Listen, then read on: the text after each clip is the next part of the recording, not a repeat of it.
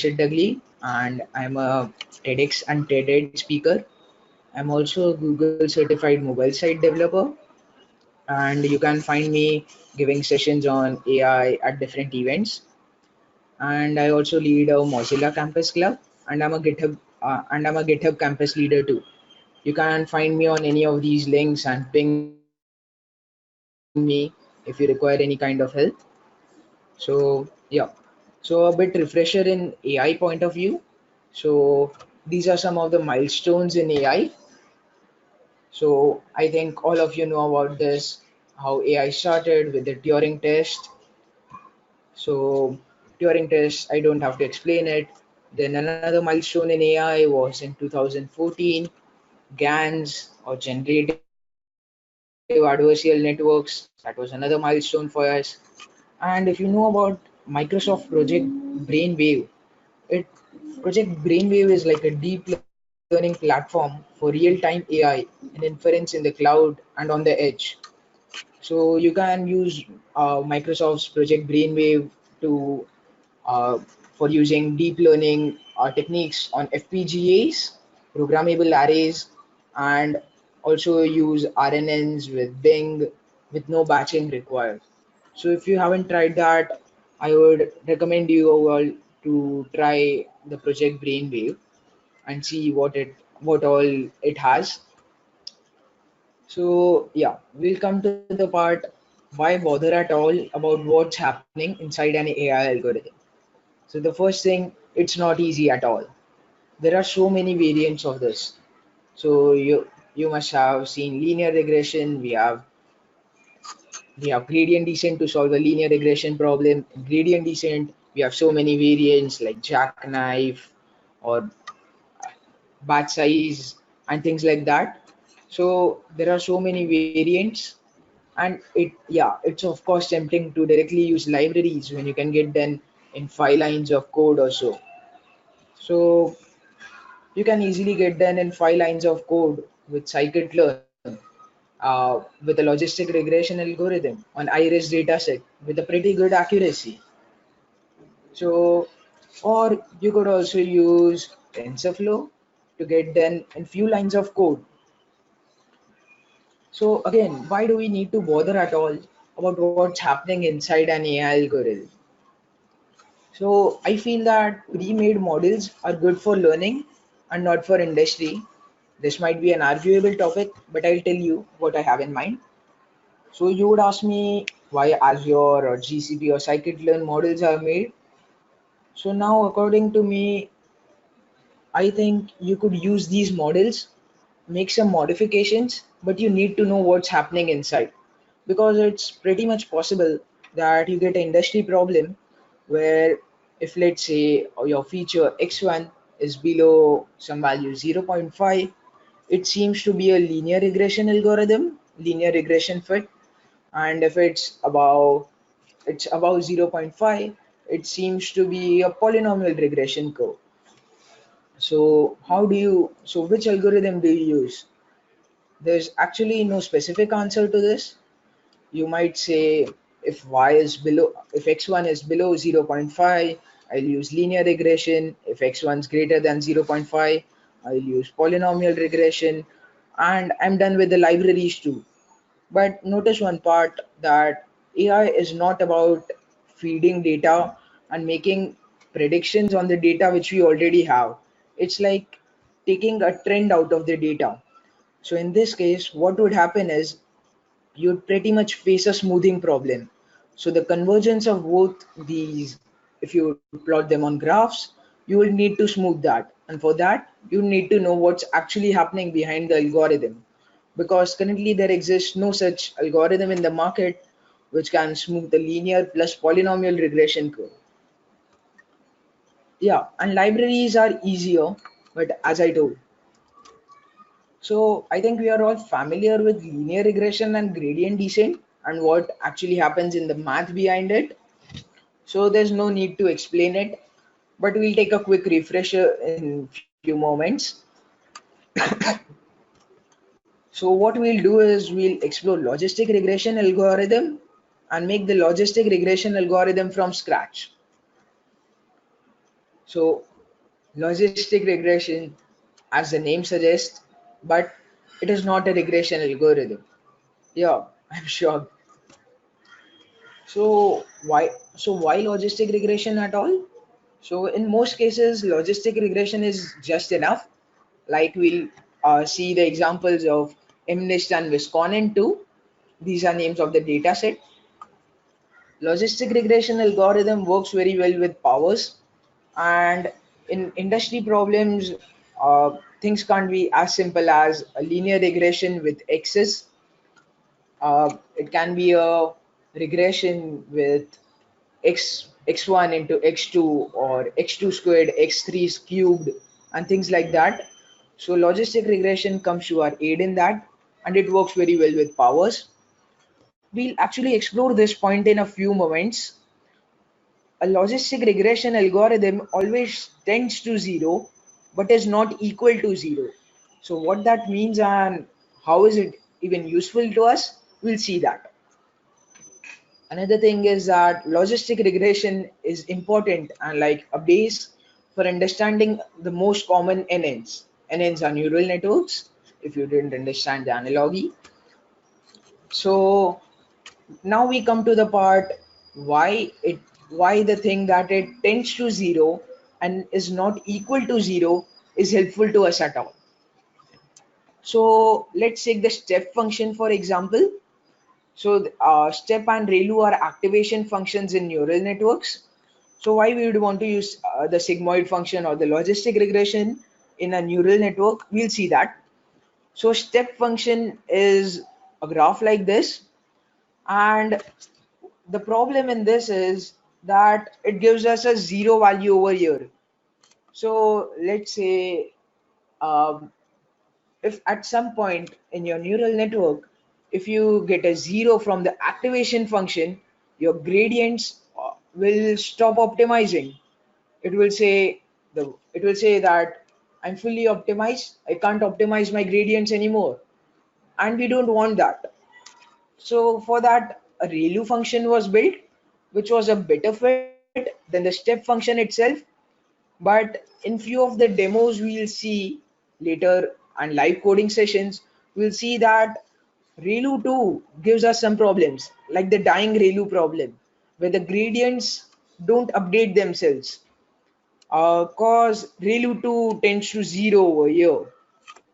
So how so let's see sigmoid function and how it helps. So this is a logit function, or you might also call it sigmoid function, and this is a simple example of it being applied on probability of passing the exam versus hours of studying. So the logit function is something like this, and we want to replicate this. So we like want to build a AI model for it. So you might find logistic regression as finding the best beta parameters that fit beta 0 plus beta 1 plus e greater than 0 if y is 1, or else or else if y is 0. But don't worry, I'll simplify this a bit for you so we can understand it and make an algorithm for it. So first we need to find out the equation of the function of the graph which I showed you. So let's actually see how I would like find out the equation for it. Okay.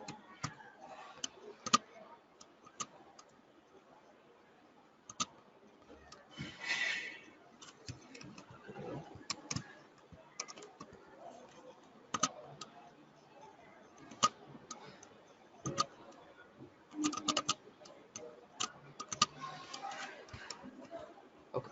So we see that a function e raised to x, we want e raised to x because we can easily observe that it's a exponential equation. So we see a function e raised to x plus 1 plus e raised to x giving us a curve like this, and we just want to um, I'll say we just want to reverse it, like the parts over here should go up here and the parts over here should go down here. So I'll take a check on the function 1 upon 1 plus e raised to minus x, and that will give me my logistic function.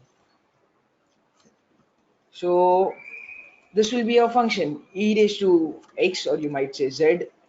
So e raised to z upon 1 plus e raised to z, and I can easily write this as 1 upon 1 plus e raised to minus z. Simple, right? Now all we need to do is apply our gradient descent algorithm. So we'll take a quick refresher on what gradient descent is and the gradient descent formula. So I'll give you a minute to think what's the gradient descent formula. If you know it, well and good. If you don't, try remembering it. Okay, so gradient descent formula is optimizing our thetas to minimize our loss function E. And how do we do that?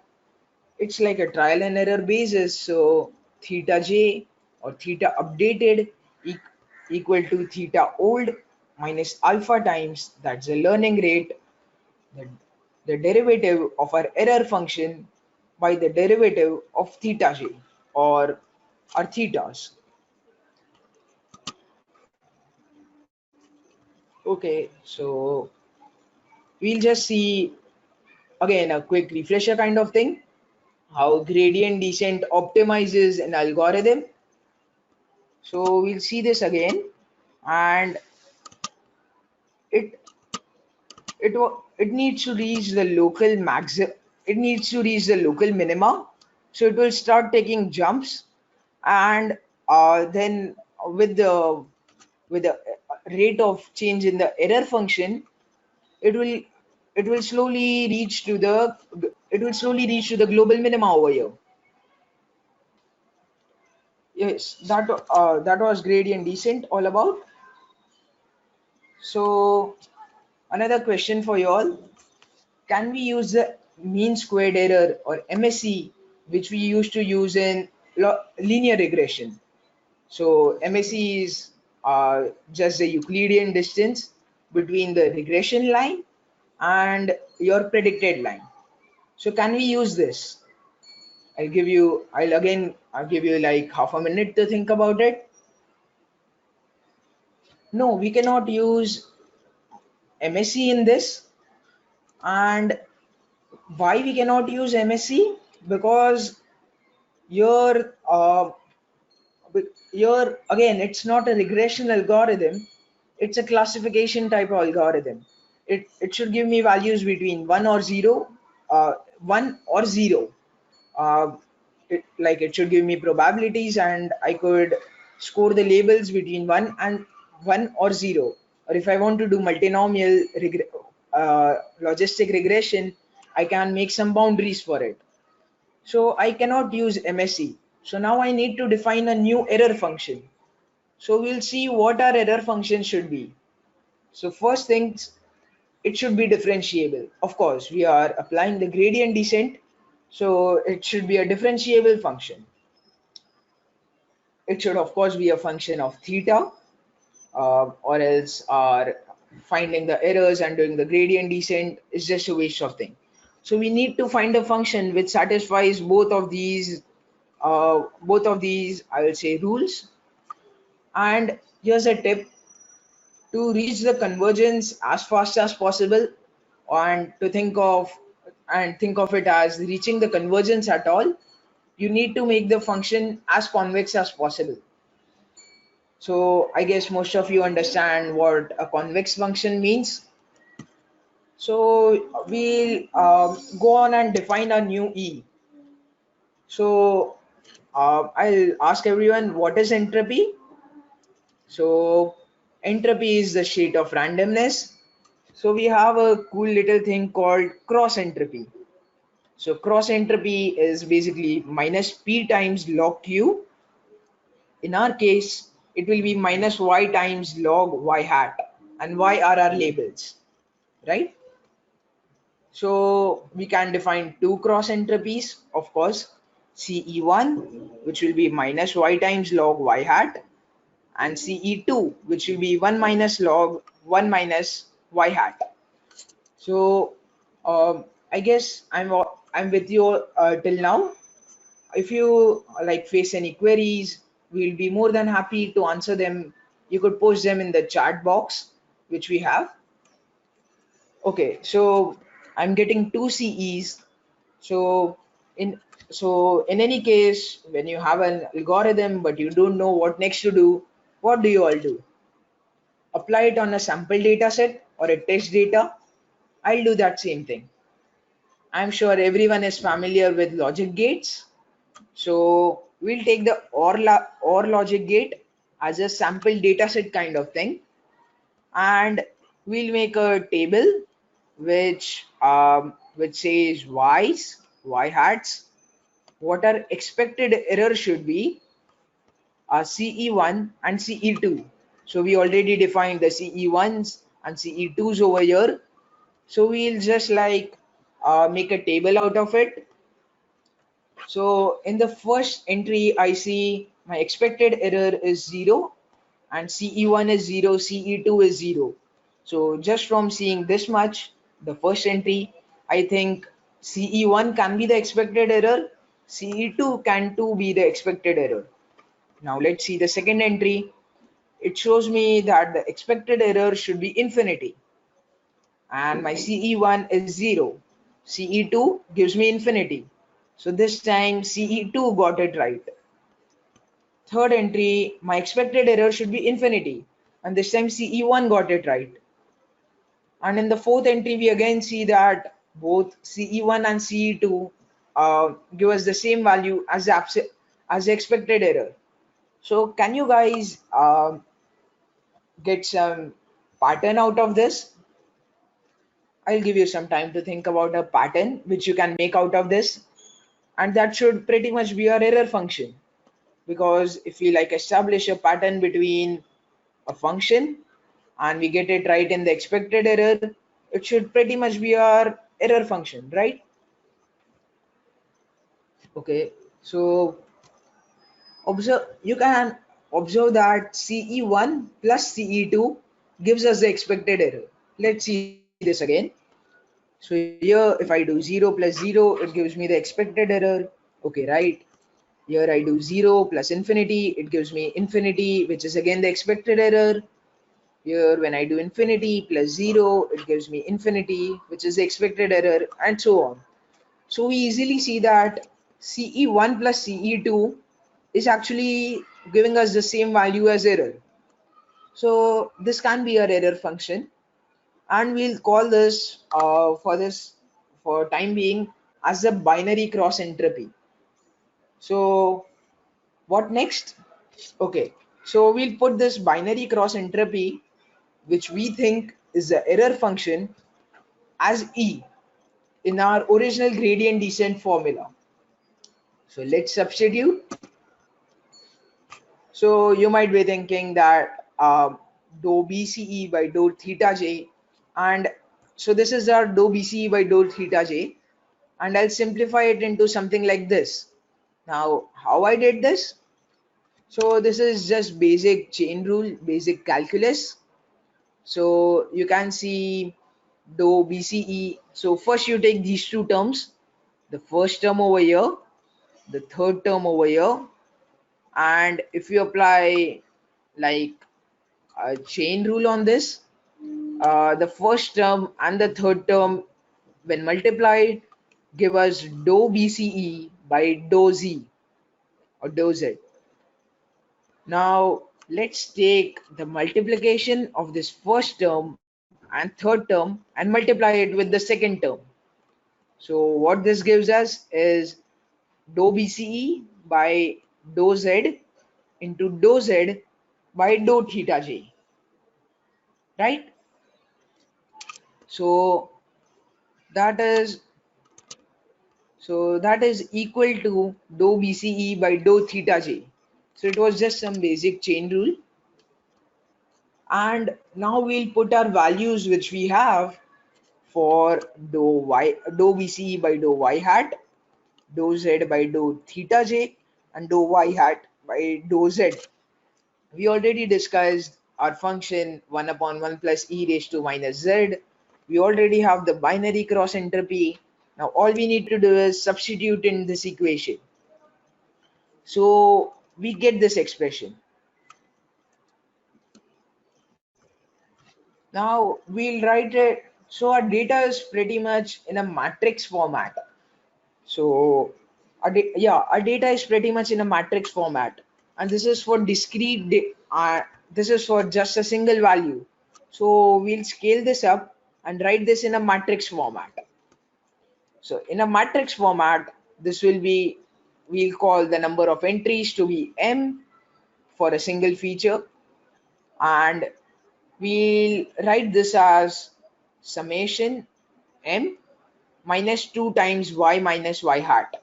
So the mathematics behind this is a bit complex.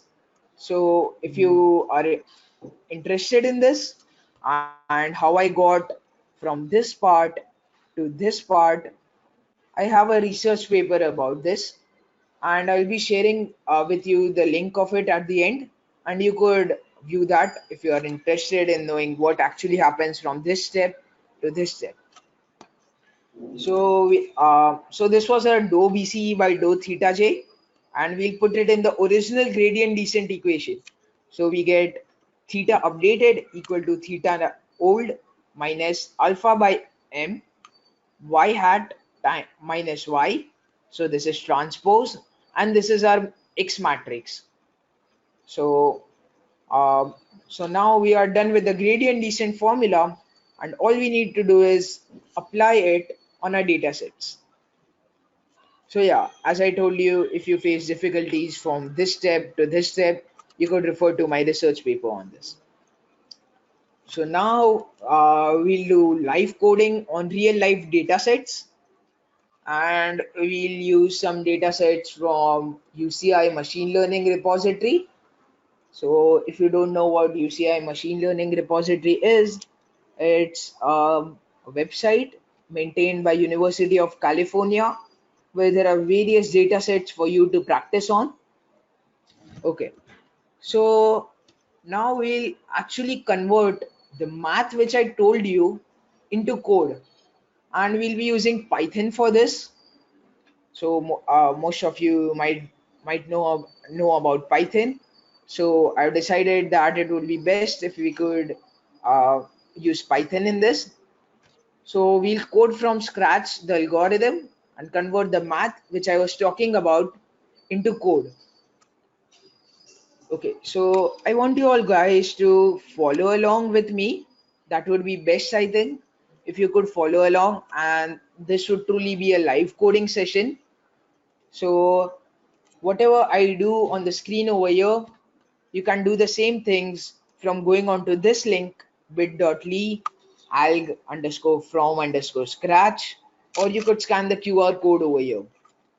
So I highly recommend you all to follow along with me. So this would also give you a clear understanding of it. So you guys can go to this link and get started. If you face any queries, you could post them in the chat box. Okay, so just a second.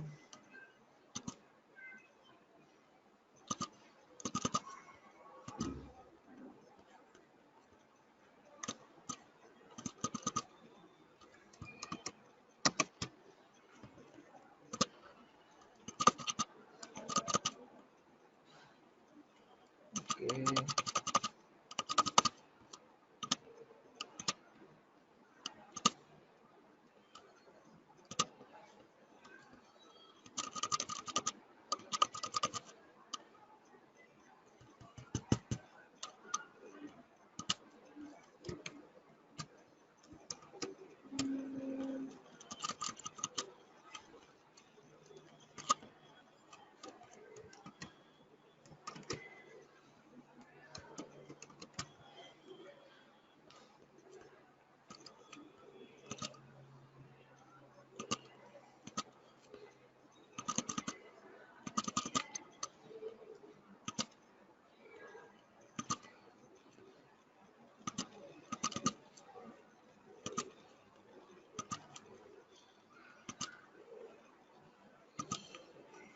Okay, I think there's some technical error. I'll just try doing it once again.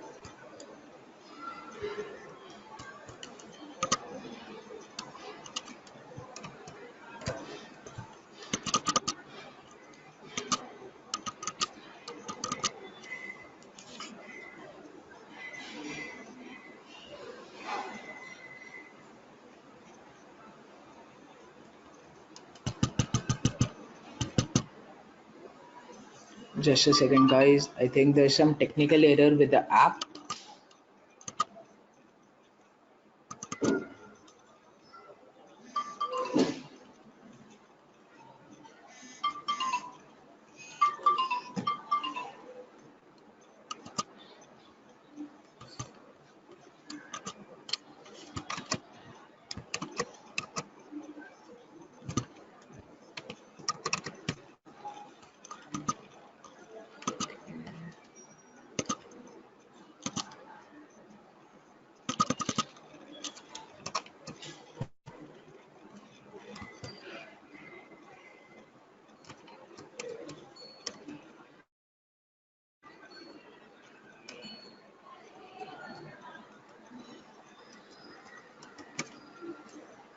Okay, so here we are, and I think you all must have opened.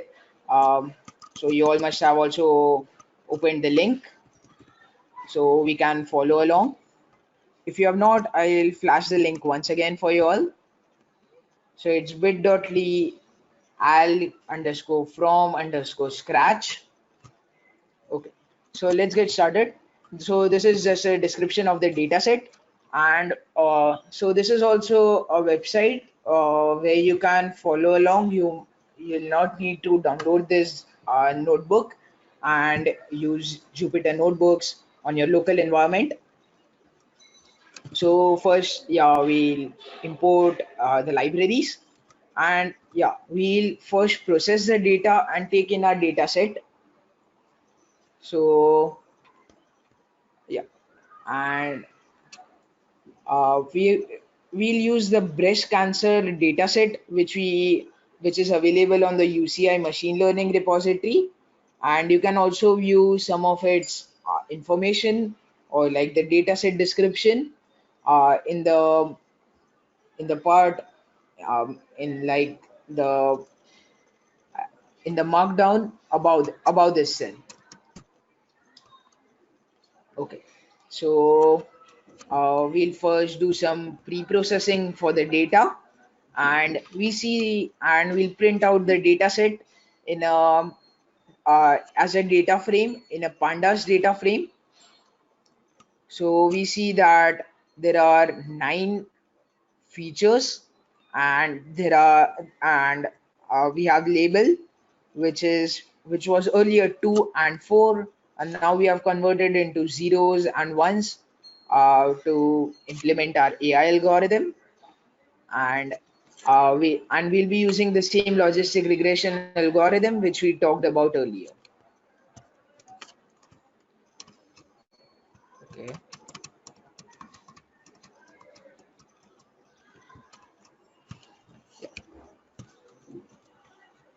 so next we'll make a feature wise scatter plot, which is feature x1 versus label, feature x2 versus label, and we'll fit a linear regression line on this. So for this, we'll be using Seaborn to make this visualization and see why we want to use logistic regression in this dataset. So we are plotting x1 versus label over here, and you can see how bad a linear regression line fits on this. And seeing the data set, it is obvious that we would want to use a logistic regression curve on this. So we'll make a pair plot, which is again the x1 versus label, but in a histogram format. So we know where most of the density is, and you can see that we are getting a particularly high density in the x1. So x1 might be a feature which contributes the most to the to the type of cancer which this dataset shows, benign or malignant. So we'll then make a kernel density estimation plot, which also gives us some statistical information about it. So next, we have 9 labels, 9 features. Sorry, my bad. So 9 features aren't too many to work on. So there might be no need to do principal component analysis, but this technique is specifically useful when you are working with genes and AI, like genetic AI, where you have 500,000 or maybe even more features. So uh, PCA is just extracting the principal components. So we pretty much change the axis and then get and like try to convert the 9-dimensional data which we have. If you're also including the labels, we have a 10 dimensional data. So we try to reduce the dimensions of the data. So in this data set, PCA doesn't give us uh, pretty good results, but you could actually see this and also uh, see the code for this, see what happens inside PCA. So I've left this part for you. We'll go on. Yeah. Okay. So yeah. So here we are. We'll now convert our data into a NumPy matrix. So I guess you all know what matrix is. And NumPy is a library which allows us to do calculations easily and fast. So we'll convert the data into a NumPy matrix. So you'll actually see what these epochs and alpha means a bit after. And we'll also make a x0 or our theta's matrix, and we'll fill it with zeros as a theta's. As in starting, you can take a assumed value of theta as we discussed. So I'll take the value to be 0 for starting. However, there are also many algorithms on how you should like choose a theta at the start. So I guess all of you know about what's a train test split. So that's what we are doing over here. We are making a training and a testing split in a 2080 ratio. So now we come to the main part, which is defining our binary cross entropy or our error function and the sigmoid function. So this was the sigmoid function we discussed about 1 plus 1 up 1 upon 1 plus e raised to minus z. So I made a function for it, and this was our BCE. For BCE, we need x, y, and theta. So we'll make a prediction which will be sigmoid function x of x and x transpose. So if you remember, we were multiplying x and x transpose, and it's a dot product. So numpy has you covered with a function called np dot dot. And then we'll apply the same algorithm CE1 plus CE2. So this much part is CE1, this much part is CE2, and we'll add them both and return the mean of it, which will be our binary cross entropy. So now we come to the part when we actually apply our gradient descent algorithm. So first I'll define a gradient descent function. So for gradient descent, if you remember, I need x, y, theta, and alpha. We have already found out the equation. So now I'll convert it into code. So first I'll get my loss, which will be x into t transpose. Okay, sorry, theta transpose. I'm sorry for this. I got confused with some variable names. Okay, so my loss will be h minus y, and y is our current value which we are thinking about, and then I get the theta from it for the current iteration, and then all I do is return theta. So I'll check binary cross entropy for a single epoch. So if you know what an epoch is like a single try. You could take it as analogy with a single try. So here I have calculated theta or the um, I have calculated the theta with a gradient descent algorithm for a single epoch and printed the cost functions. So you can see that my cost function over here has decreased a bit. It's a small decrease, but we see that our gradient descent function is actually working well. It decreased the cost for us. And you can also print out the theta which was found out for the single iteration, and we see it's a matrix with all of them. So now we'll actually start with the logistic regression. Algorithm. And so I've defined the logistic regression algorithm where all I'm going to do is update the thetas, calculate the new loss, and see if I'm going in the right direction. So I'm calculating the loss with the function which we used earlier, BCE, X, Y, and theta. And remember that alpha over there, that which was a learning rate.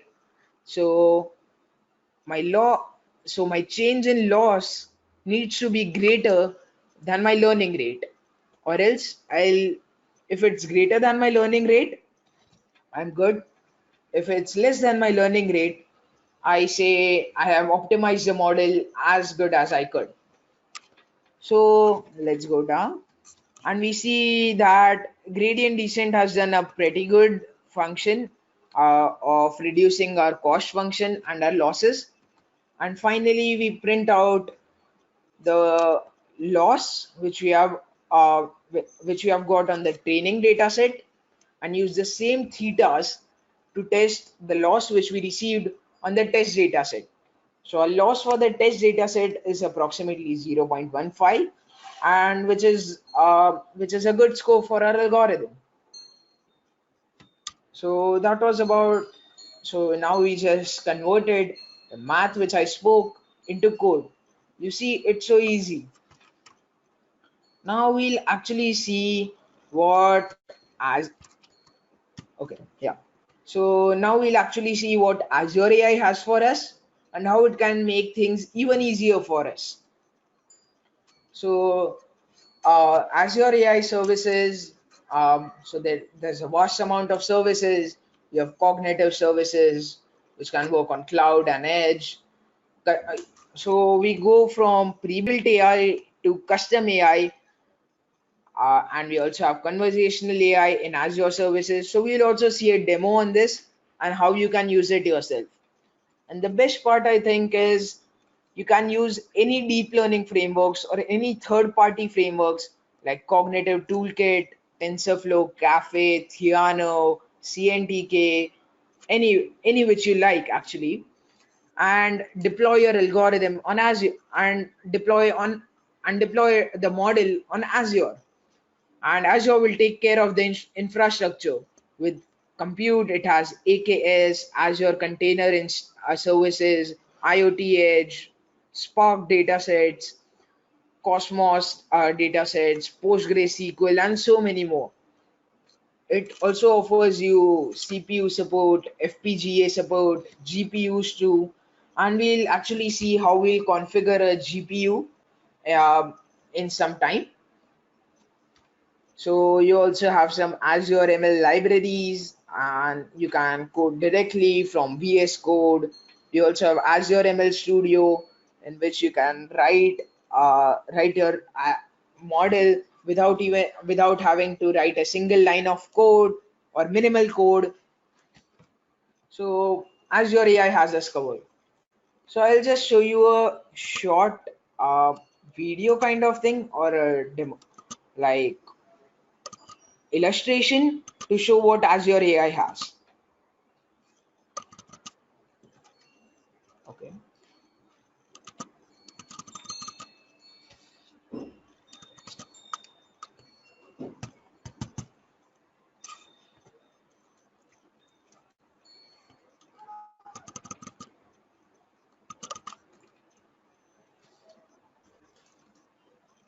Okay, so again there might be some technical error, so don't worry.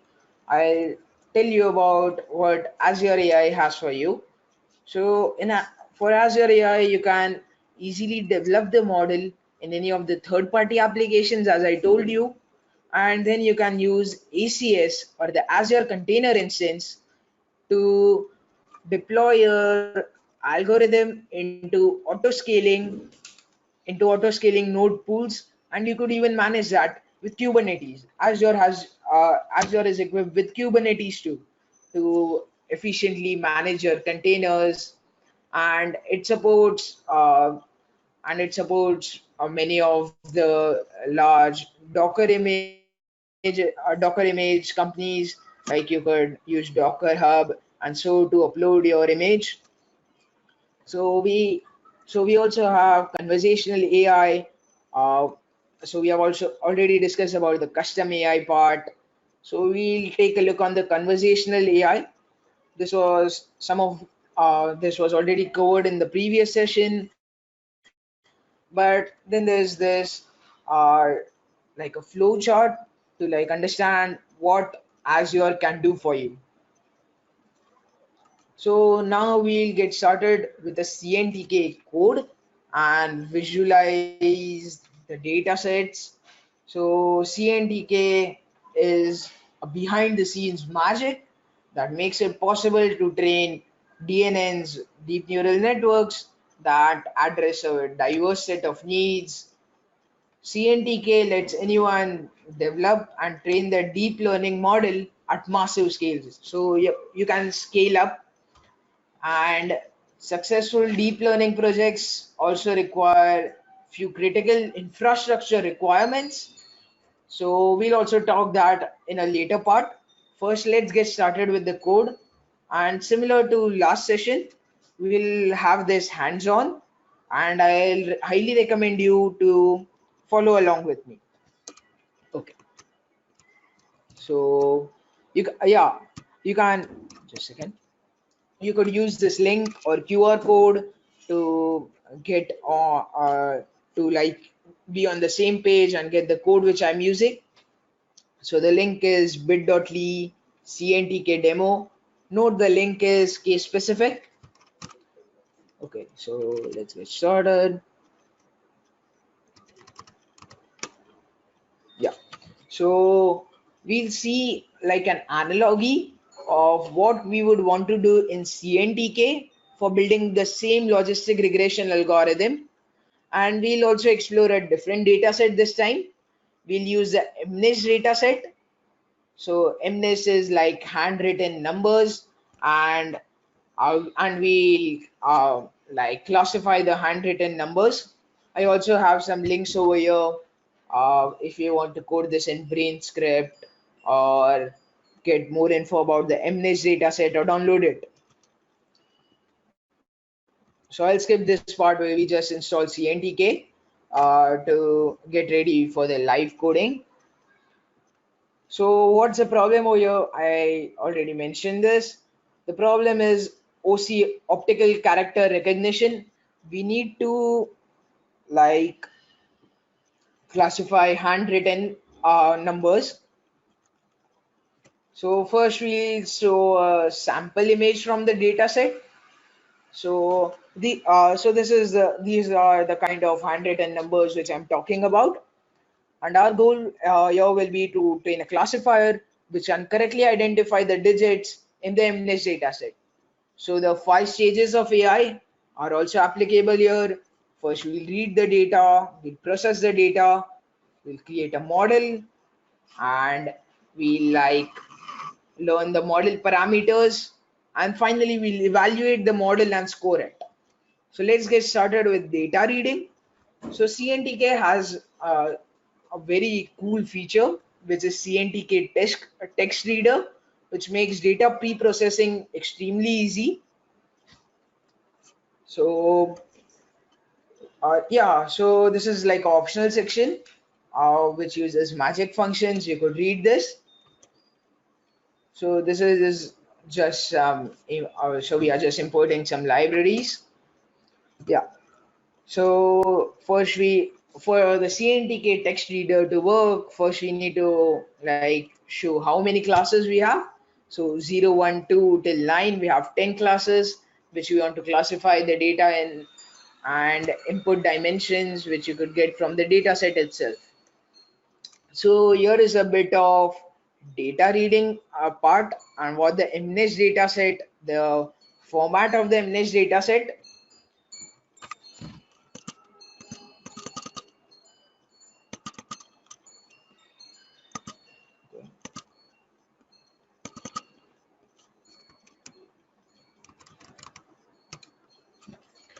So, so this is just a section to download the data, and you can directly run it. We have some links from where we'll install the test and training data sets, and we'll also want to save the data in a CNTK text reader compatible format.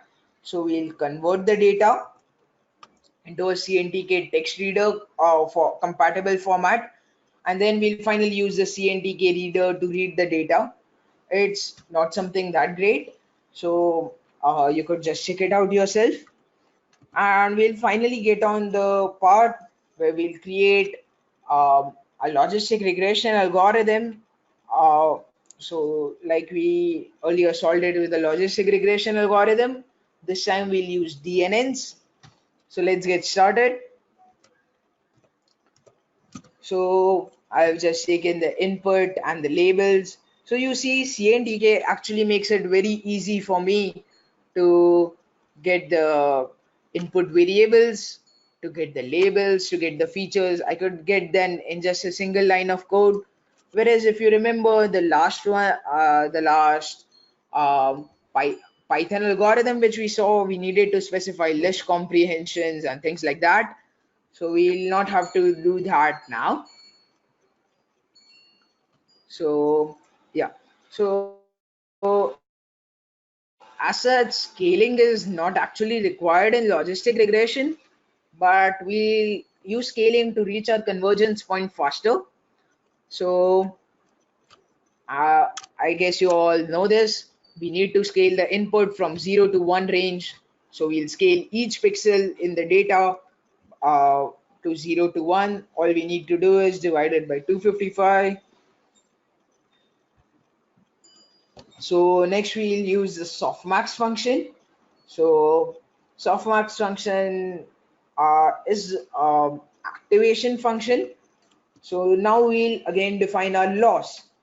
So remember in the earlier part when we were doing this with Python, we had to define a full function where we define the binary cross entropy, wrote the formulas for it, use some numpy functions. But CNTK and Azure AI has got you covered. You could do it with just a single line. You could write C dot cross entropy with softmax, Z comma label. It's that easy. And a model is created. So now let's take a look again at the model which we created. I had not covered this part earlier. So as I thought it would be best to first take the uh, take the output of show the output of the network and tell about the logistic functions. So creating models with CNTK and Azure AI is as easy too. All you need to do is make a function, create model features. You have got a c.layers.default options where you can specify the number of layers, you can put in dense layers and things like that. So it's as easy as this, and with just few lines you're done with some good code. So yeah, I've defined the loss, and I have also created the model in Z, which will represent the output of the network. So now finally, any algorithm is like insufficient without evaluating the model. So we'll evaluate the model and score our model. So earlier we had to do think like define the BCE and take the final BCE which we obtained and print it out as the final error. But CNTK, all you need to do is CNTK or C dot classification error as you have defined it, and pass in the output of the network and the labels, and you're done. So now we'll finally use the stochastic gradient descent to minimize our loss function. So similar, we are defining the learning rate and the learner. So here you can see that we are using the SGD or stochastic gradient descent. So first we'll create some helper functions, which will be just like print the training progress or print the moving average for us. And finally, we run our trainer. Okay, just a second.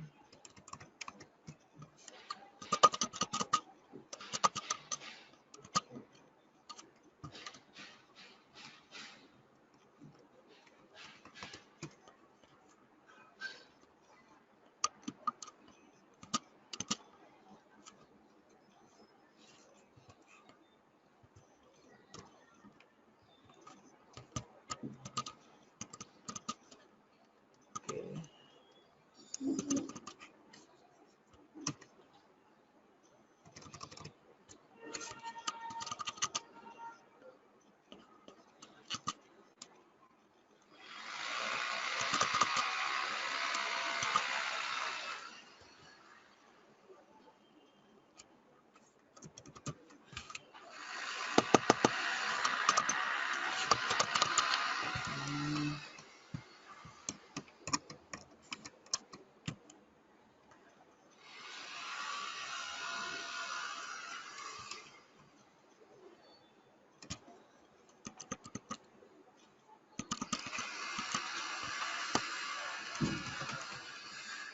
Okay, so I'll just continue.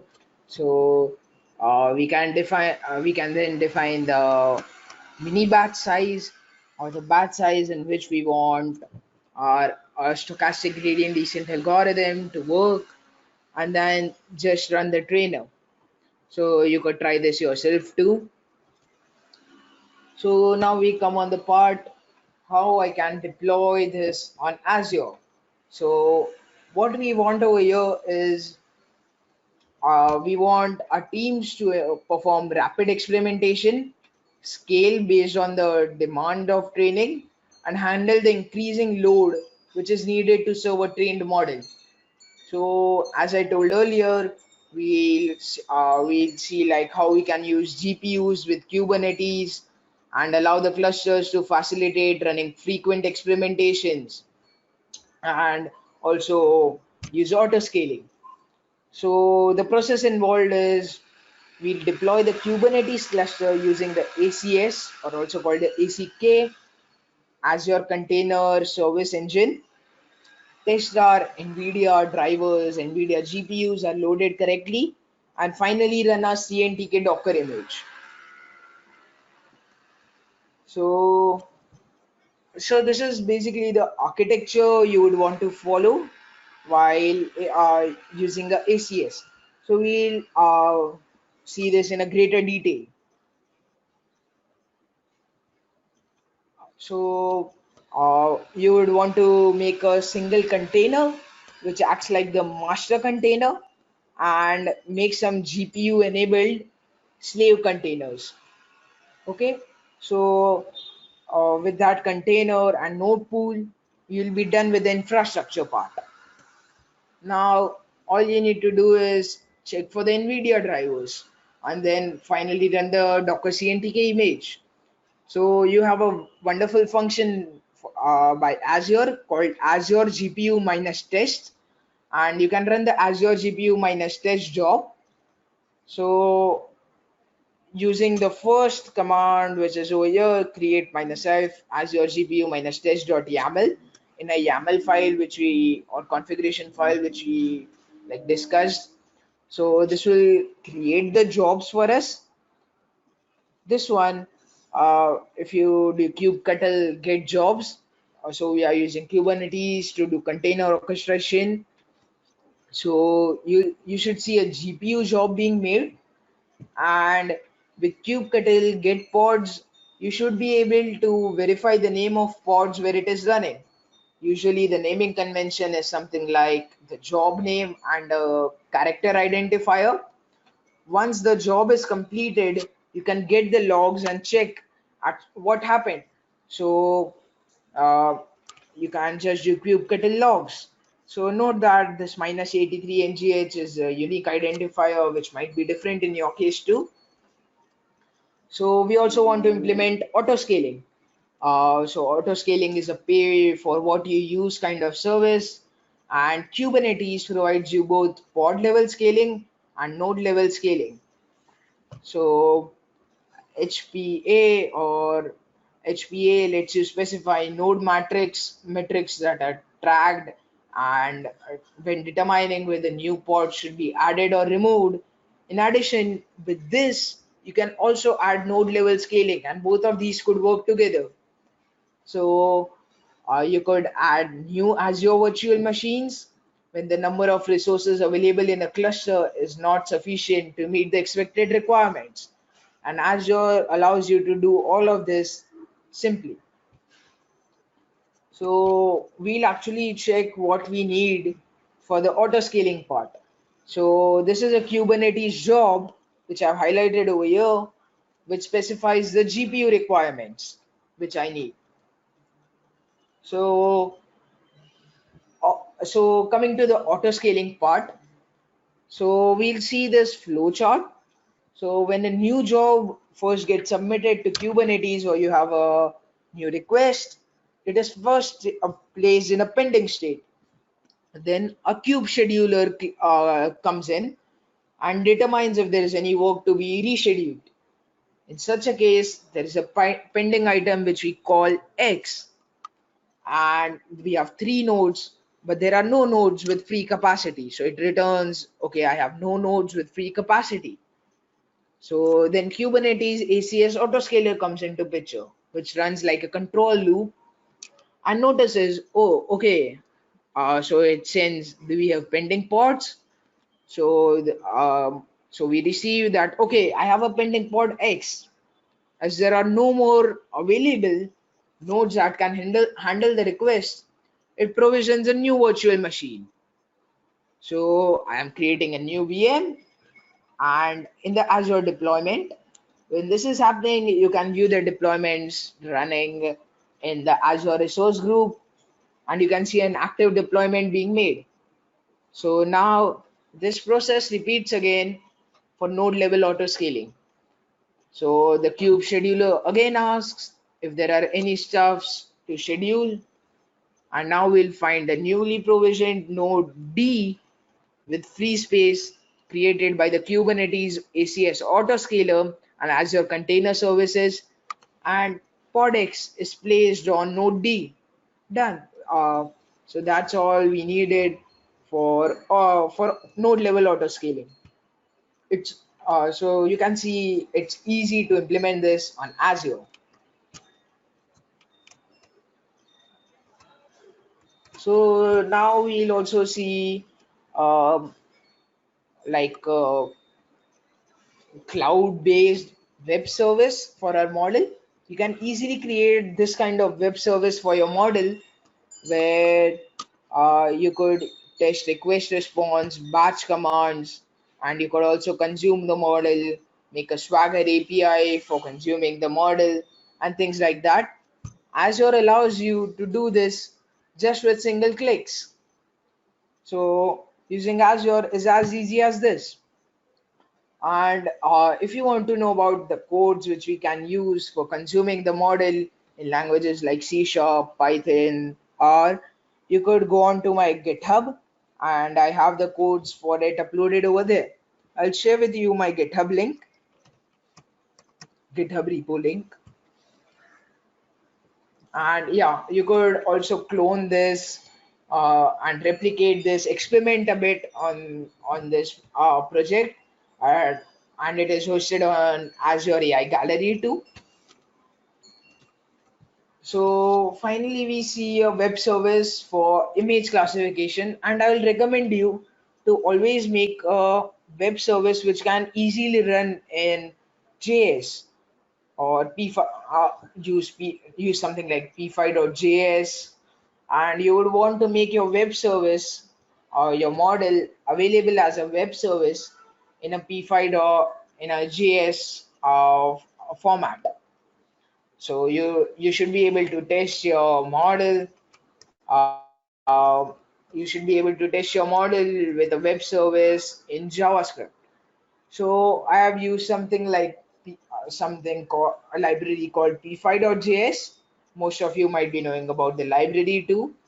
And you could just use some simple commands which you can also find on the Azure documentations, and you could make a full-fledged web service with p5.js, which is fast enough and easily deploy your model for a request response web service.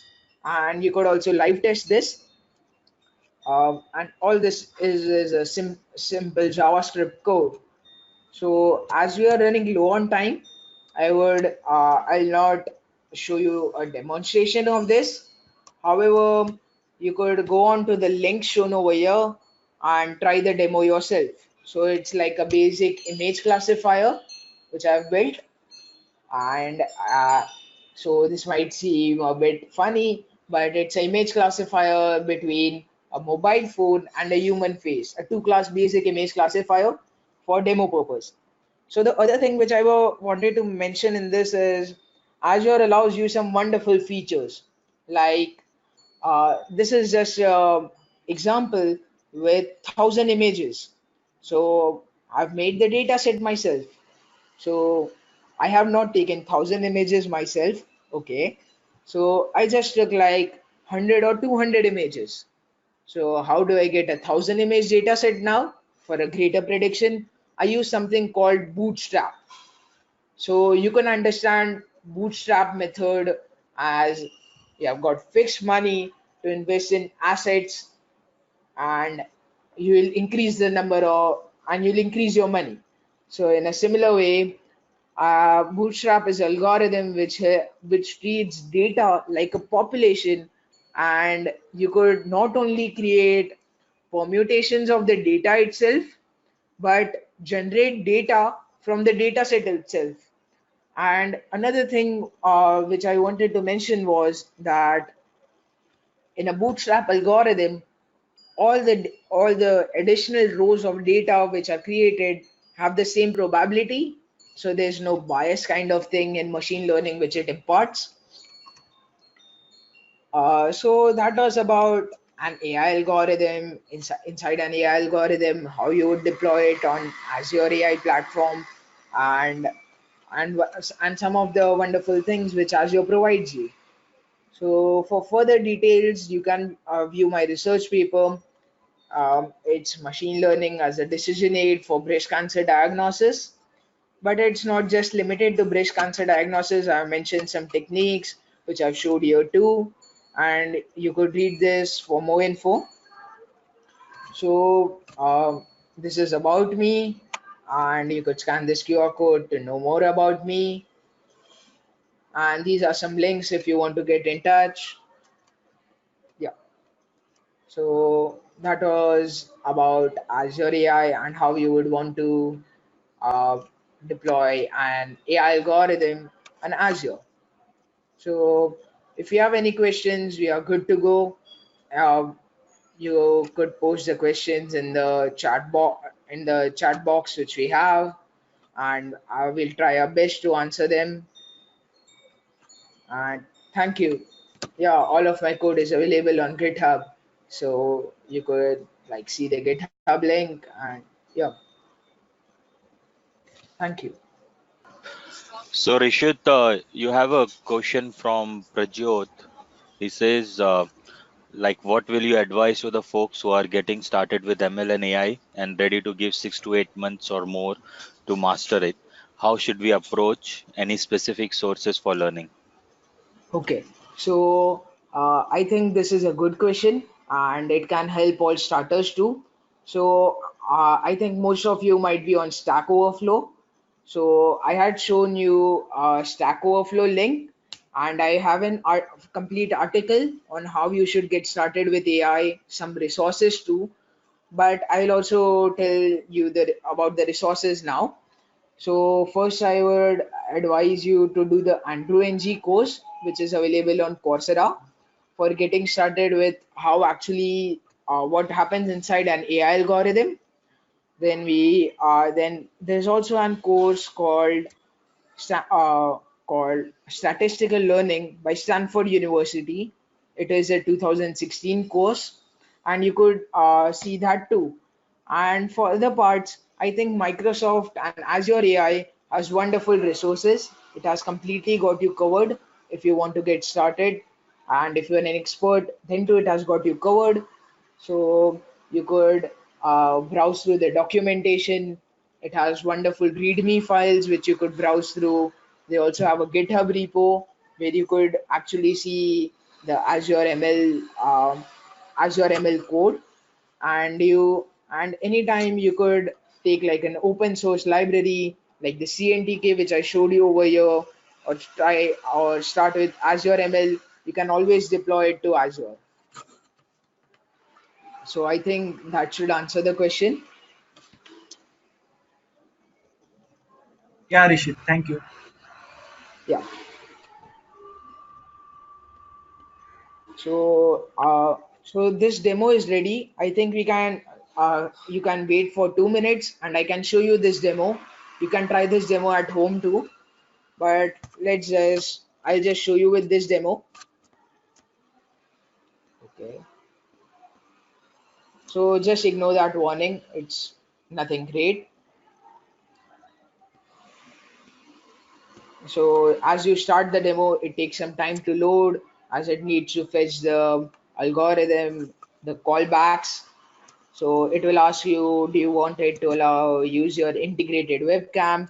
You might want to allow it, and then you can see I'm being recorded, and it's showing me class one over here. So that's a human face. Now I'll just cover my face with my mobile phone, which is over here. So I'll just like cover my face, and it's showing me class 2. So that's a simple web service which gives me live streaming of my results too. So you can try this, view the code for this. I have it open sourced.